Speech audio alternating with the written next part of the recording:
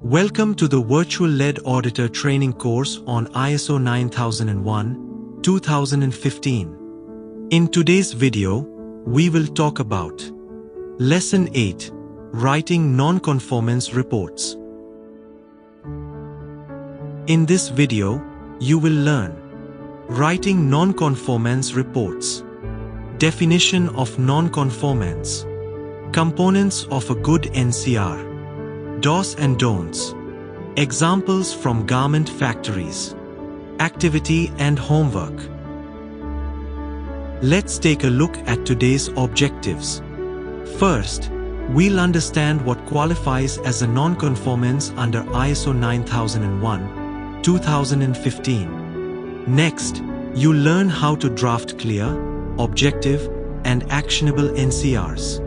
And finally, we'll analyze real-world scenarios from the garment industry to help you practice your skills in writing NCRs effectively. So, what exactly is a non-conformance?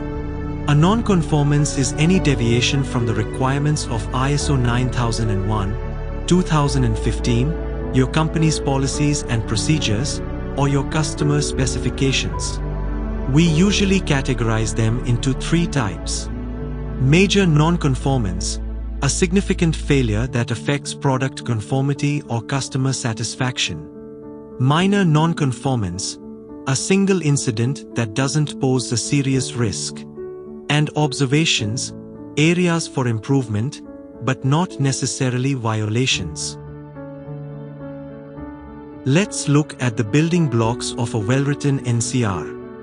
A good NCR should include a reference to the relevant clause of the ISO standard or internal procedure, the evidence you observed during the audit, a clear description of the issue, and the impact or potential risk it poses to the organization or product quality.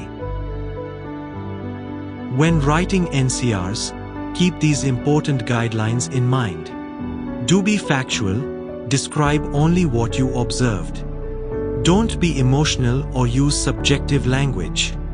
Avoid assigning blame to individuals. And always use simple, clear, and professional language to ensure your report is easy to understand. Let's explore a few real-world examples from garment factories. Example 1. A missing needle detection log. This is a violation under Clause 8.5.1, Control of Production. Example 2. An untrained iron man operating without being aware of the SOP. This relates to Clause 7.2, Competence. We'll use examples like these in our activity to help you practice writing NCRs with the right structure and detail. Time to put what you've learned into practice. Activity. You'll review a case study of an audit finding and write a complete NCR, making sure to include all the key components we discussed. Homework. Collect two real issues from your own factory, either from the past or currently happening. Write sample NCRs for them. Be sure to include the clause reference, a clear description, and the proposed correction. We hope this session gave you a clearer understanding of how to write effective non-conformance reports.